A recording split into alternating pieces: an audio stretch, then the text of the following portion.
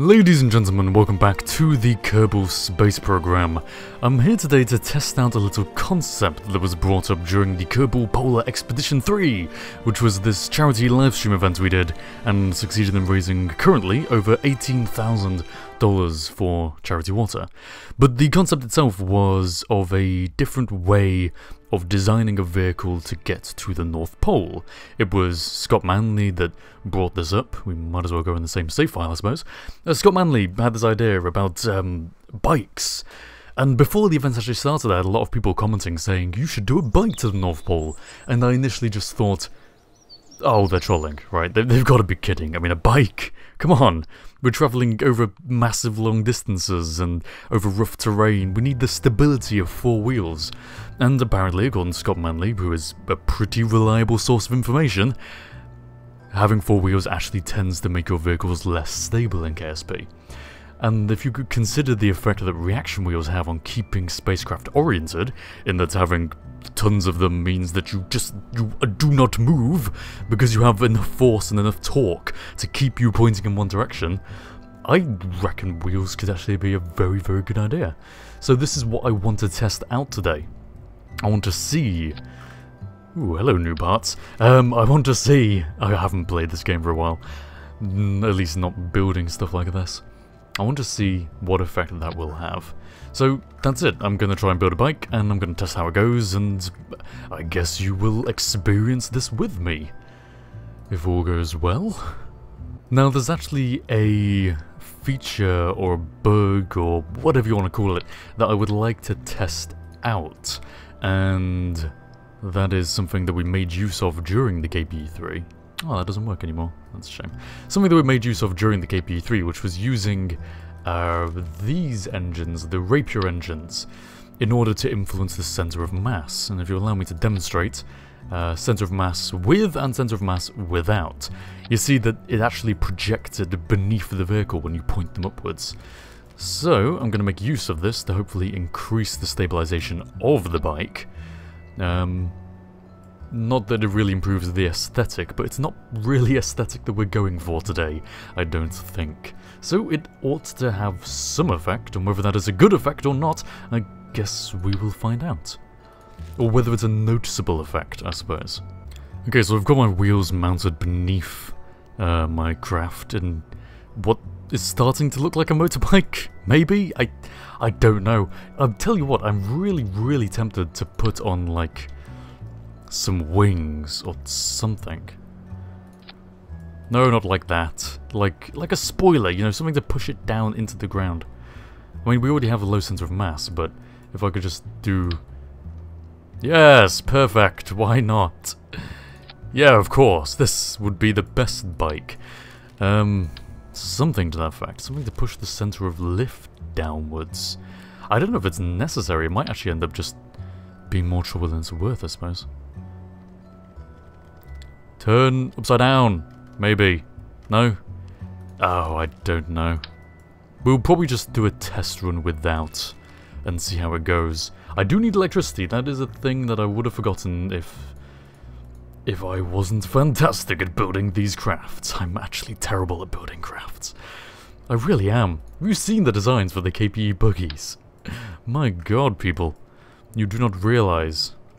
We're thinking about getting Danny to build the next one. I think that is an excellent idea. We'll probably glitch our way there in no time, wherever it is that we decide to go.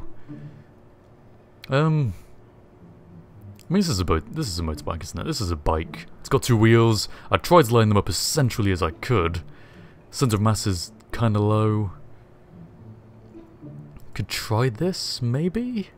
Do I have everything I need? A pilot? Do I have a pilot? Would that help? Pilot! Good. Magne Kerman. I'm gonna call him Marge. Marge Kerman! Reaction... No, we've got reaction wheels. Do I need monopropellant? I don't think so. I think we might be ready. How about a ladder? How about something so they can actually get out? I should use landing gear. No, should I use landing gear and rocket power? No, I want this to be electric powered. But I'll have landing gear for the same stability purposes as we used on the buggies. I'm talking about the buggies a lot, aren't I? Stability purposes. So all this is Nothing more, nothing less. Clipping inside the wheels, as is the best engineering method. You build your parts within your other parts. Everyone knows this is clever engineering. What are you frowning at me for? Stop it with your comments and your YouTube comments. Stop it. You judging me.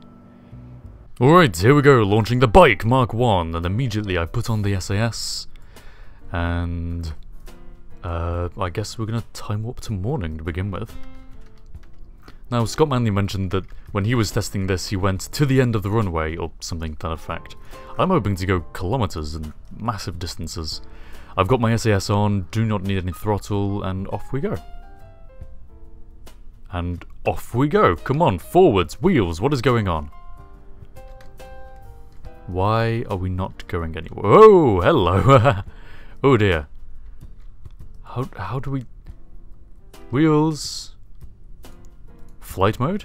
There we go, flight mode puts us forward. How do we accelerate in docking mode? How are we supposed to accelerate? I may just not understand the game currently, but this seems pretty stable. I only have 2 reaction wheels on. 2 inline reaction wheels, which is... do we have any sort of force of the reaction wheels? No, I don't think so. But hey, this isn't working badly. I mean, it's not rock solid steady as it could be. Maybe I should lock the steering on the back wheel. There we go. Makes it turn a bit more nicely. Hey, this isn't working badly at all. I'm tilting into the curves. If I put it on fine control, that might help me. But yeah, this could actually work particularly well, I reckon.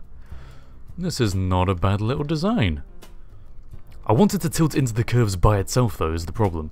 Where's the music gone? KSP, music. No? Okay, just my voice as background audio. The whole... What is it called? The whole mass glitch bug trick with the Rapier engines to put the center of mass beneath the ground for added stability is supposed to help buggies and land vehicles turn into their curves, you know, for stability.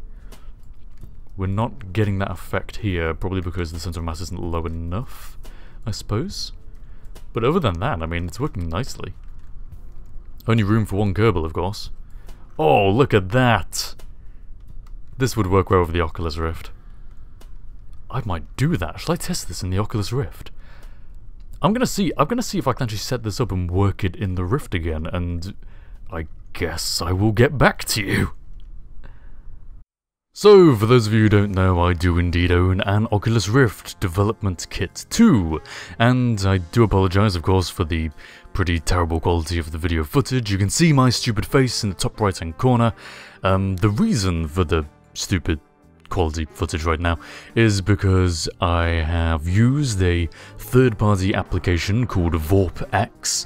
I don't know if I have the most recent updates, but hey, I've used this third-party application in order to warp the view of the game in order to make it compatible for the Rift, so that I could look in the Rift, and this application also uses the orientation of my head to determine where the mouse cursor is moving, which I can then use to determine how Marge, what was her name? Marge? I'm gonna call her Marge. How Marge looks around this cockpit. So I can kind of get head tracking, but not really. It doesn't work too well, but the effect is interesting, and at the very least I can convince you that it's working well from this video footage. So yeah, driving around inside this cockpit, it's pretty good in the Oculus Rift.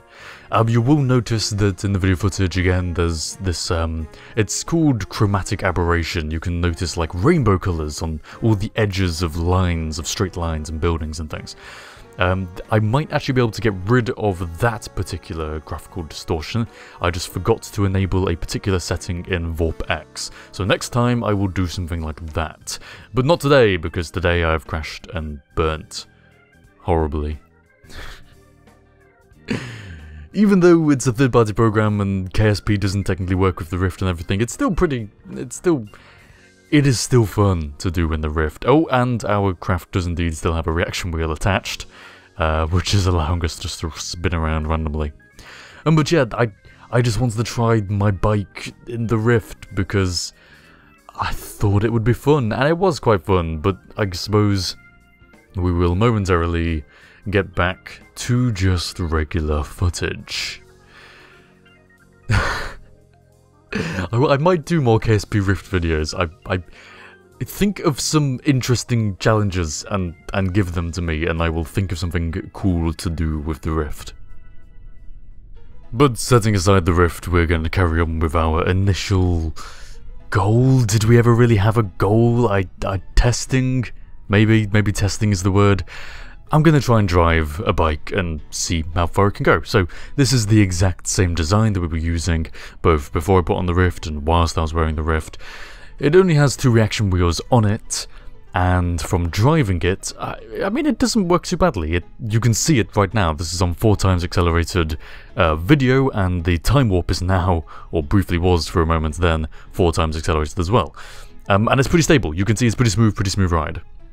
Not bad.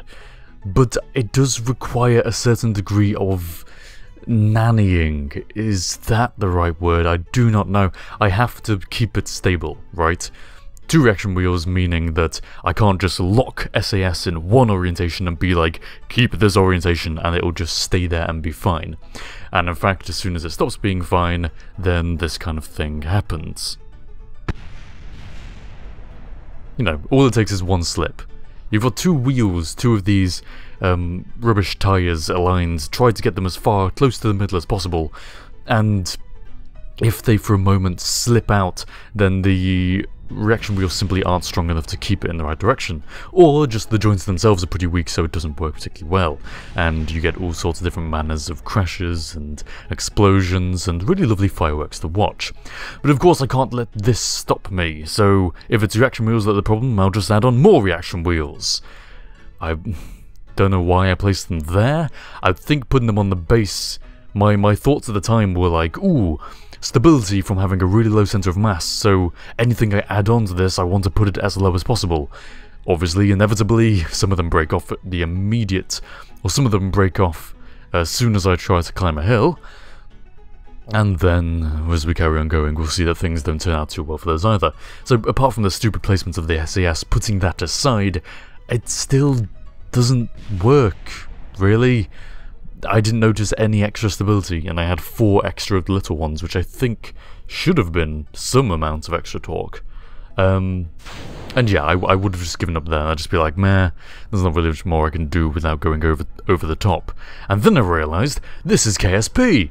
We go over the top! This is what we do! So I strapped on 2 big rocket engines, and also some side-mounted landing gear, and forgetting tyres. We don't need tyres. Rover wheels are just going to pop once they get too fast. So I'm just going to use the middle landing gear and the side ones if absolutely necessary. And you'll notice I've also strapped on more advanced SAS or more reaction wheels. The bigger ones are now higher up, so they're not going to be catching off. Sadly, they don't need to be catching off because the engines will perform that job for them pretty well. It doesn't matter what I do. Something will go out of control, something will explode. It never makes it any particularly large distance without me having to 100% put my focus on it. So my conclusions really are, 2 wheels with SAS sounds like a good idea, but it's just not particularly stable, sadly. It requires you having to keep the bike oriented in one position, and I don't know whether the lower gravity of Duna might make it more suitable for Duna or less suitable for Duna. I'm not sure. But maybe 3 wheels might be the way to go. We can't really say at this point in time due to insufficient testing, but the testing I have done has pointed to this conclusion. And there we go, thank you very much for watching this particular YouTube video, ladies and gentlemen. If you liked it, then please do like the video, and I will see you all next time.